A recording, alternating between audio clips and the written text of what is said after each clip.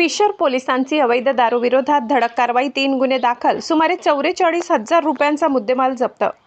Pishor police ठाण्याच्या पथकाने दिनांक 22 जून रोजी अवैध दारू विक्री व साठवणुकीविरोधात विशेष मोहीम राबवून 3 स्वतंत्र कारवाया केल्या। या कारवायांमध्ये एकूण 43,680 रुपये किमतीचा मुद्देमाल जप्त करण्यात आला असून महाराष्ट्र दारूबंदी कायद्यान्वये 3 गुन्हे दाखल करण्यात आले आहेत। चिंचोली येथे एका घरामध्ये छापा टाकून देशी दारू संजीवनी संत्रा या ब्रँडच्या 90 मिली क्षमतेच्या 260 सीलबंद प्लास्टिक बाटल्या किंमत 15,600 रुपये जप्त करण्यात आल्या। या प्रकरणी पिशोर पोलीस ठाणे गुन्हे रजिस्टर नंबर 207/2026 कलम 65 ई दारूबंदी महाराष्ट्र दारूबंदी कायद्यान्वये गुन्हा दाखल करण्यात आलाय।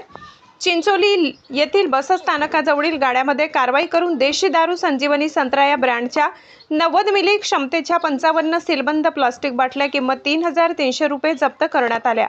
या प्रकरणी पिशोर पोलीस ठाणे गुन्हे रजिस्टर नंबर 208/2026 कलम 65 ई महाराष्ट्र दारूबंदी कायद्यान्वये गुन्हा दाखल करण्यात आलाय।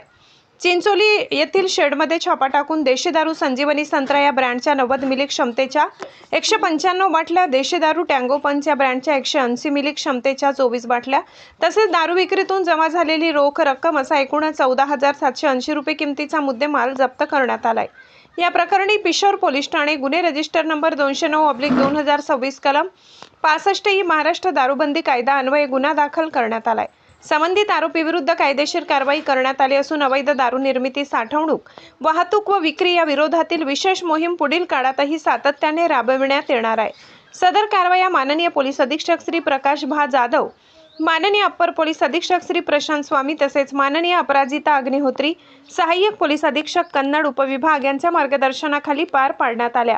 ही कामगिरी पिशोर पोलीस ठाण्याचे सहाय्यक पोलीस निरीक्षक श्री कुणाल सूर्यवंशी यांच्या नेतृत्वाखाली पोलीस उपनिरीक्षक Phartade, police head constable Darade, महिला police constable Deore, police constable Deore तसेच इतर पथकातील अधिकारी व कर्मचाऱ्यांनी यशस्वीरित्या पूर्ण केली।